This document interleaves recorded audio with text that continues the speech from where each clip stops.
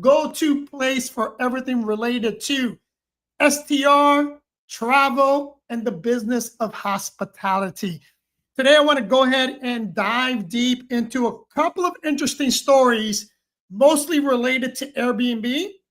But I think you're going to be, especially if you're a short-term rental operator and or a traveler that uses Airbnb, the following stories are going to be of importance, right? But today we're going to touch on two things. We're going to touch on what Airbnb is doing with hotels and what that means for a traveler, or more importantly, for a host. But we're also going to touch on the lifestyle hotel emergence, you may say.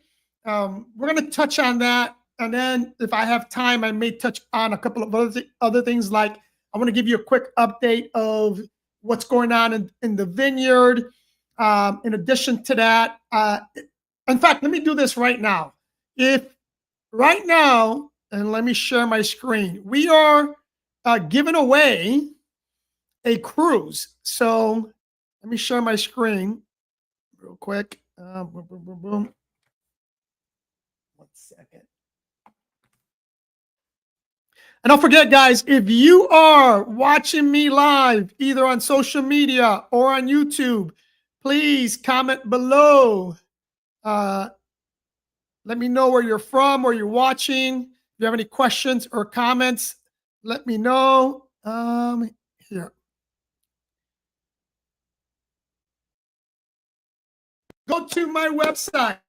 And if you don't know what the website is dreamvacationsandrentalsbypmi.com. That's dreamvacationsandrentalsbypmi.com. If you go to that website and then you click on vacations, you're going to go to this part of the website.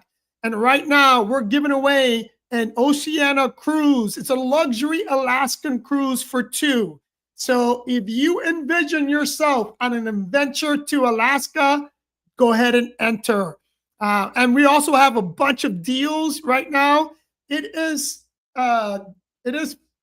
going into fall, people. For the majority of the people in the US, school started. It is really a slow time for tourism. So if you have the luxury and you can travel during this time, like for me, September is a great time to travel. If you have the luxury that you can travel in late August, September, and part of October, highly recommend you do so, especially in the US. You know, for me, like for example, North Carolina, you guys want to go to North Carolina, I got a good friend up there at PMI Blue Ridge. He has some awesome properties. But in October, we get fall and the changing of leaves. It is gorgeous. The weather's super nice.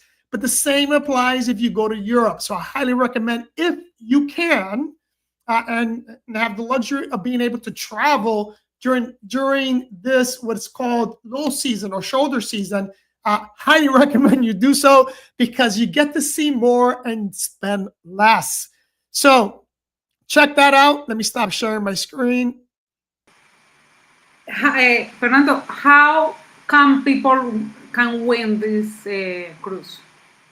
They just have to enter. You go in there, just put your name and your email address, and then we'll do the drawing. Happens at the end of the month, and then you'll be notified if you are selected. But it's super easy. Just click on that link and put your name and email, and you're good to go. Good. All right, so let's now that we got that out of the way, let's dive into the first story, which is, like, I'm super surprised how aggressive Airbnb is with their new strategy by adding hotels. Now, you know, it's a big move for Airbnb to add hotels to their platform. And the reason I say that's a big move is because for a long time, they were hesitant on doing it, right? Because by doing it, they're really just like any other OTA. For example, Booking.com. Booking.com has had hotels forever on their OTA, right? So I know that for a long time, Airbnb really wanted to be different than a lot of these other OTAs, like Expedia, for example. And I just mentioned Booking.com. But uh, things are not, I don't want to say things are not looking great for Airbnb because but things have definitely slowed down on the residential side. I've been talking about this for a while. The short-term rental industry is super saturated in most markets. So hence why I'm not investing in residential properties anymore, or at least not at the present time, unless I get a phenomenal deal. So if you're watching and you know of a phenomenal deal, send it my way. But it really has to be a really good deal, meaning I need to buy that property for at least 60 cents on the dollar. Because if not, it just makes it really difficult to stay profitable with an oversaturated residential market. But and Airbnb's understanding this, hence why they've been doing a lot since their summer release all the way to now.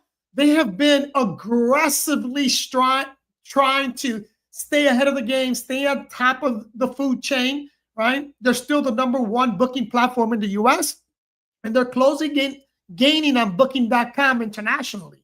So, but Booking.com is also getting very aggressive in the US, and they're doubling down on what they're currently doing internationally so that Booking's number one international. But going back to what they're doing, this is a major shift towards positioning itself closer to hotel competition.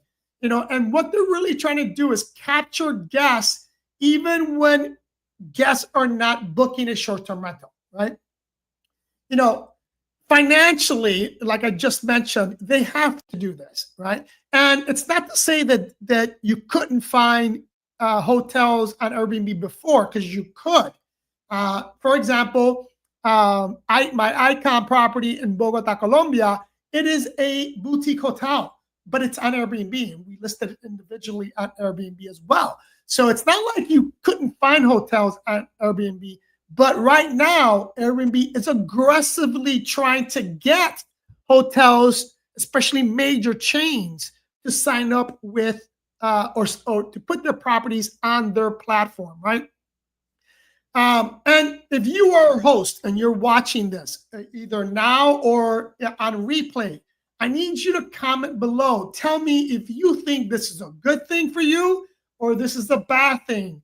Right now, I'm going to go over some of the pros and cons as I see it. Again, it's my opinion, but I've had a lot of experience in this. So I'm going to give you I'll start with the cons because I always like to end on a positive note when it comes to this.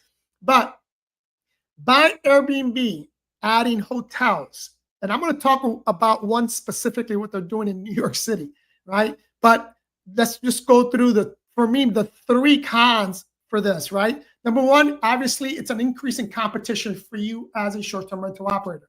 Now, if they're listing a hotel room on Airbnb and you have a 3-bedroom home, it's not your competition.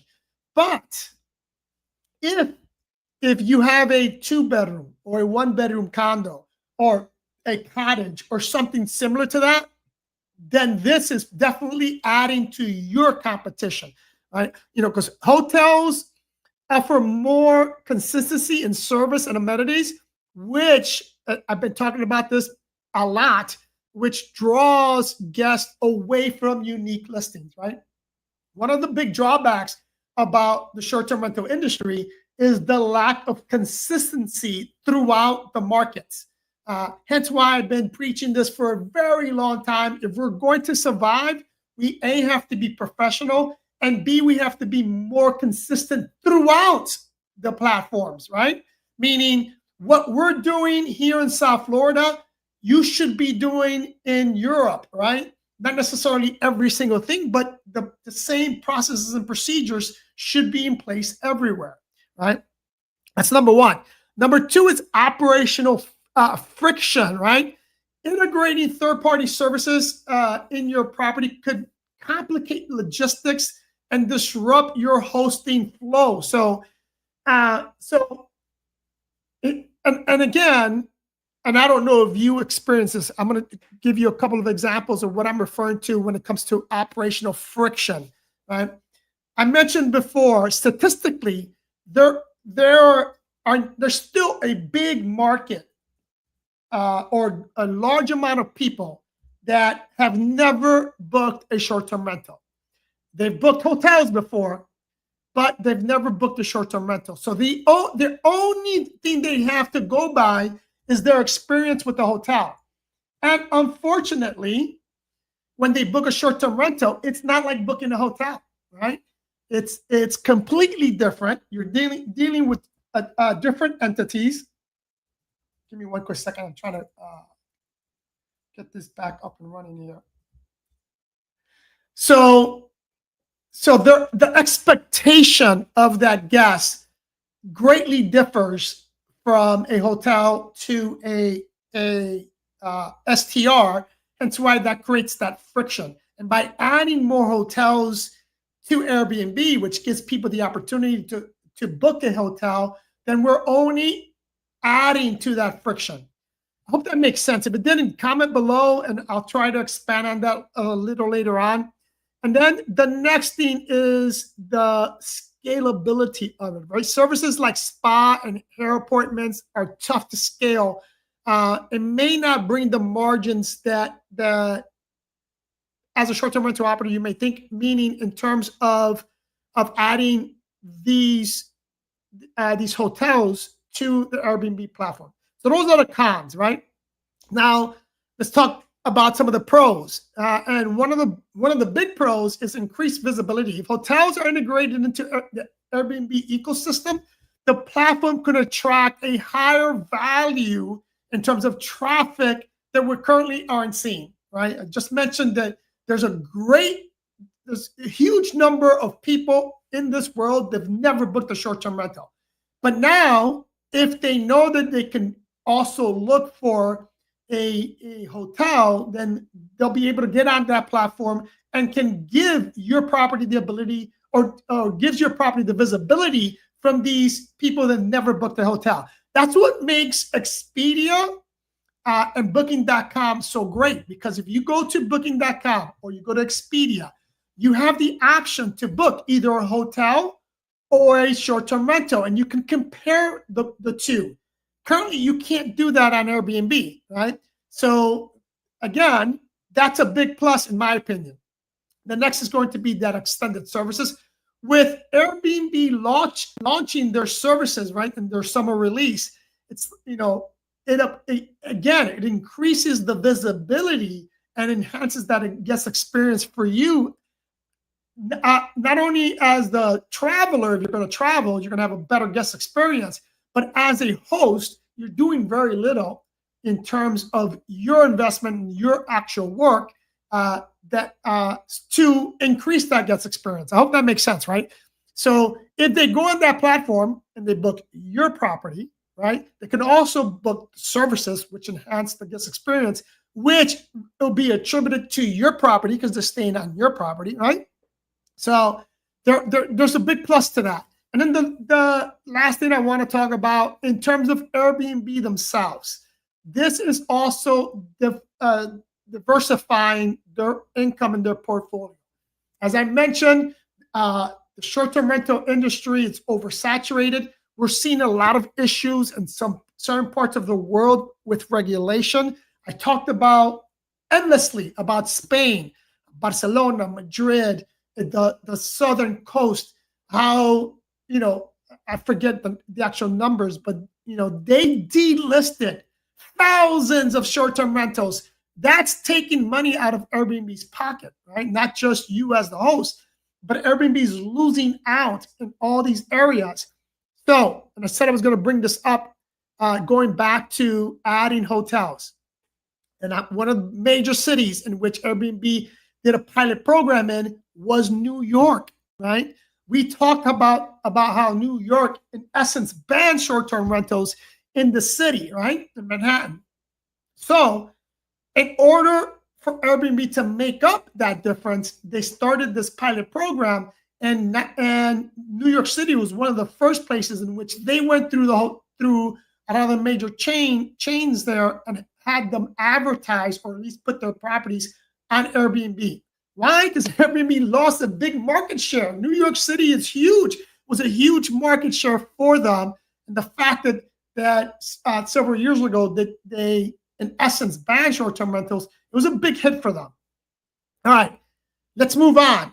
Now I want to talk about something that's very interesting, and I don't know if you guys are aware, and that is lifestyle hotels. I don't know if you guys know what that is, but it is increasing in popularity and it is expanding greatly. And right now, there's a company called Ennismore.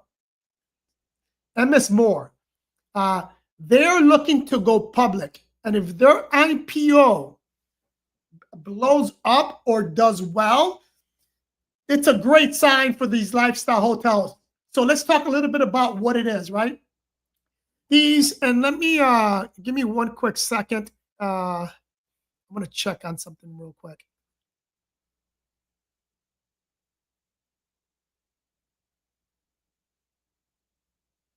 All right, so going back to the IPO, they're about to launch their IPO. And again, if it blows up, then that's a good sign for these lifestyle hotels. So you may be asking, what is it? And these lifestyle hotels are usually boutique hotel or independently owned hotels, and they put a priority on experiences, right? We've been talking about this for it seems like forever now, right? So if they tend to be more luxurious, they definitely are more expensive than a standard hotel, but you get a lot more when you book these. And they're almost all of them had some kind of unique theme to them, and they're not about accommodations, right? But that's where the trick is, and that's where I think the problem is going to lie with this IPO. And I'm going to go over some of what I'm referring to. In the U.S., here's what the market share is: 1.2 trillion. I'm going to say that again: 1.2 trillion experimental travel markets are growing at a 7.5% rate. So there's a lot of hotels that are planning to expand in these lifestyle hotels. Now, for those that have been to, let's say, Cancun, right? The Temptation Resort there. That's an example of what I'm referring to as a lifestyle hotel. There's a couple in Europe. There's not that many. There's one in Miami. In fact, let me see if I can find the name in Miami. Let's see.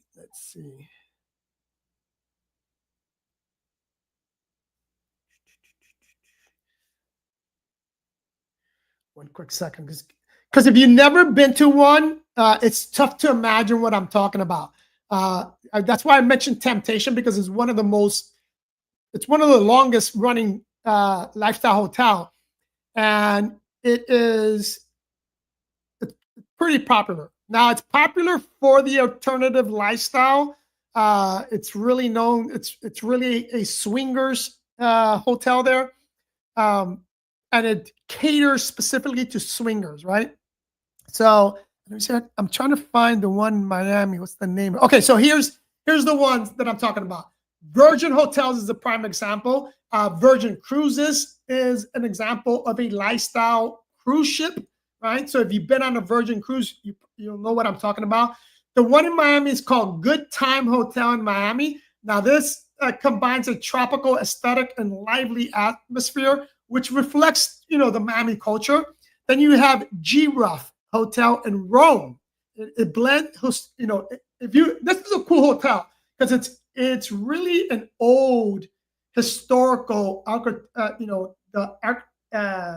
I say it? The design is really old school, but they created and they combined some kind of modern art with it. It's a very unique experience.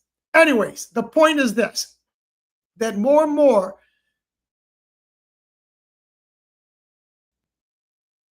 hotel chains are looking into this type of experience hotel.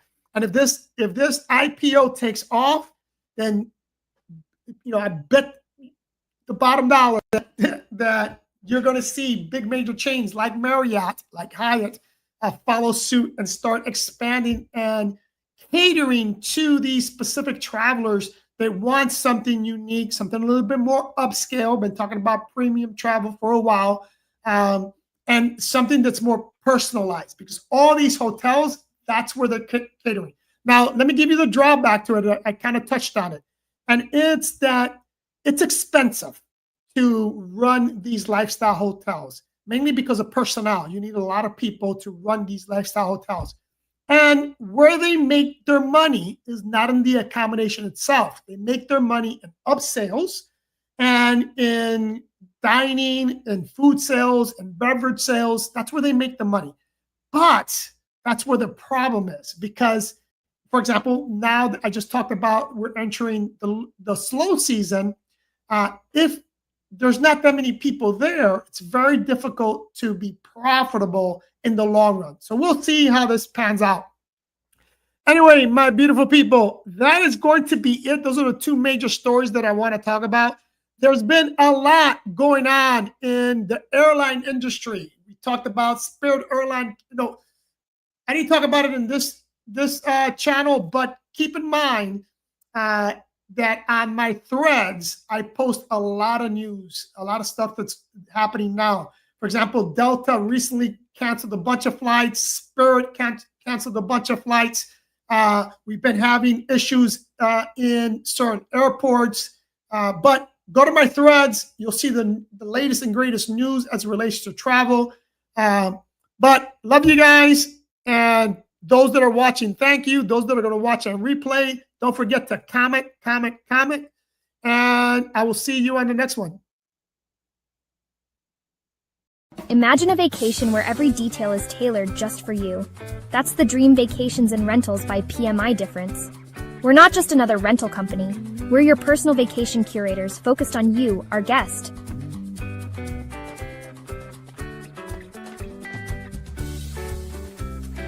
From hand-picked properties to curated local experiences, we craft personalized journeys.